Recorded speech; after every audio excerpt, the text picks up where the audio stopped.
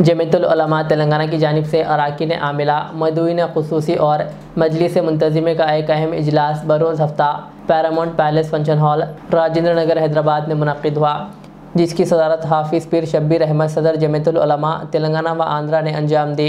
इस मौके पर अज़ला के सदूर व ज़िम्मेदारों ने 6 माह की कारकर्दगी पेश की, जिसके बाद जनरल सेक्रेटरी हाफिज़ पीर खलीक़ अहमद साबिर ने आइंदा के लाहे अमल और जमीयत को मुस्तहकम बनाने के लिए मुख्तलिफ अहम एजेंडों पर तफसीली रोशनी डाली। बाद उन्होंने मीडिया को तफसीलात बताई।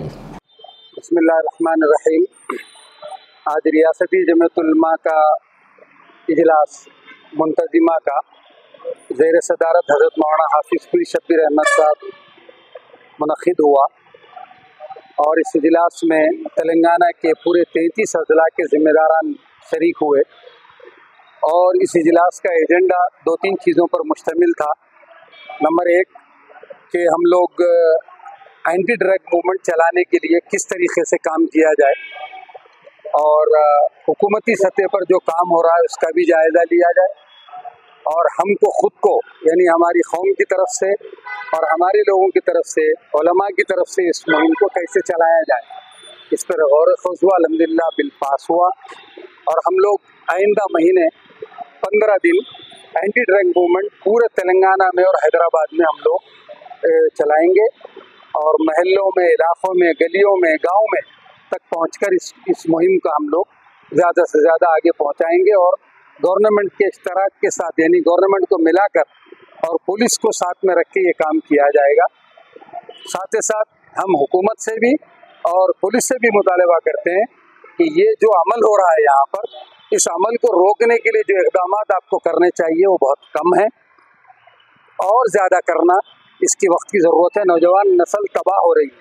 अगर इस जगह पर माल पकड़ा जाता है, सामान पकड़ा जाता है और चीज़ें पकड़ी जाती है शहर में, तो सवाल सबसे पहले पुलिस पर है कि ये कैसे यहाँ तक पहुँच रहा है। आपको जो मुस्तैदी के साथ, जो जिम्मेदारी के साथ काम करना चाहिए, कहीं कहीं आपको चूक तो नहीं हो रही है, ये सवालिया निशान है।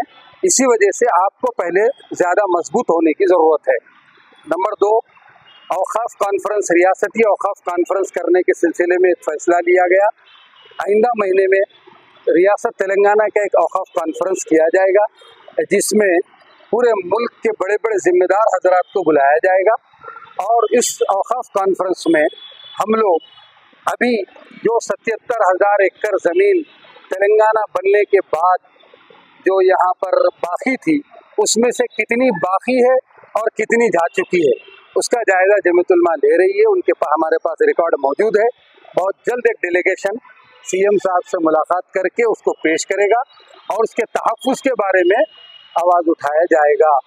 ये हमारा दूसरा ये था। तीसरा, हम लोग एक इजलास आम, रियासती इजलास आम तय किए हैं। रियासत तेलंगाना का इजलास आम जमीयतुल उलमा का इंशाअल्लाह सितंबर के आखिर में या अक्टूबर के पहले हफ्ते में हम लोग जो है ये इजलास करने का तय किए हैं। और इजलास करने की वजह भी ये है कि पिछली हुकूमतें जो खामियां थी, पिछली हुकूमतों में 10 साला खामियां थी, ये हुकूमत में आने के बाद 1 साल में वो खामियों को दूर किया गया या नहीं किया गया। अगर नहीं किया गया तो फिर उसका कैसे फ़ैसला लिया जाए और आगे क्या लाए अमल तैयार किया जाए, इस सिलसिले में हम लोग एक इजलास आम बुलाने की इंशाअल्लाह कोशिश कर रहे हैं। आज पूरी रियासत के ज़िम्मेदार हज़रात, नायब सदूर, ख़ास तौर पर मौलाना अब्दुल सत्तार साहब, मौलाना अब्दुल हफीज़ साहब और हमारे मुफ्ती यूनुस साहब करीमनगर और मुफ्ती इलियास साहब निर्मल और भी बहुत ज़िम्मेदारान यहाँ पर तशरीफ़ लाए। अल्हम्दुलिल्लाह सिटी जमीयतुल उलमा के ज़िम्मेदारान भी यहाँ तशरीफ़ लाए।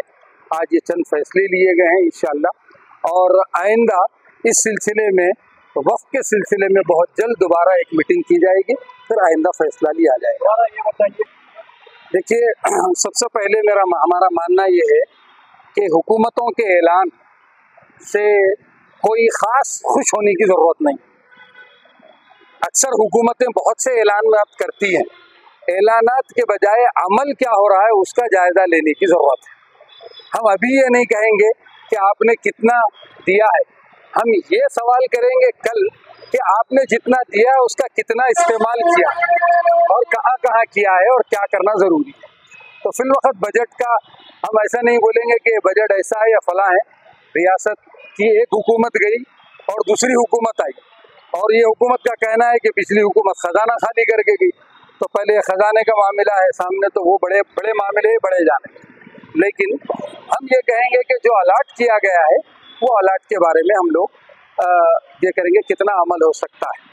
और मुबारकबाद देते हैं सीएम साहब को, शुक्रिया अदा करते हैं सीएम साहब का कि उन्होंने मुसलमान बच्चों को और मुसलमान कौम को बर्बाद होने के लिए रात के 1 बजे तक होटल का परमिशन दे दिया है।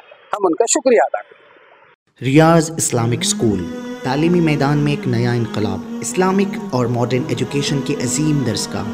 23 साल तजुर्बे के बाद तलबा और तालिबात के लिए रियाज इस्लामिक स्कूल पेश करता है हिफ्ज़ कुरान, नाज़िरा कुरान क़ायदे के अलावा नर्सरी ता 10वीं जमात तक की तालीम का बेहतरीन नज़्म। बच्चों के लिए हॉस्टल की सहूलत, मुस्तहिक़ तलबा के लिए खुसूसी रियायत, तलबा और तालिबात के लिए अलहदा क्लासेस के माकूल नज़्म, खुसूसी computer classes, hardware and software training, बच्चों में तहरीरी और तकरीरी सलाहियतों को उजागर करने के लिए हफ्तावारी प्रोग्राम, काबिल और मुशफ़िक़ असातिज़ा इकराम की निगरानी में बेहतरीन तालीम नज़्म। सुबह 8 बजे तक शाम 4:30 बजे दाखिले जारी हैं, उजलत कीजिए। Riaz Islamic school, opposite lane, new SR petrol pump, Vattapally, Hyderabad.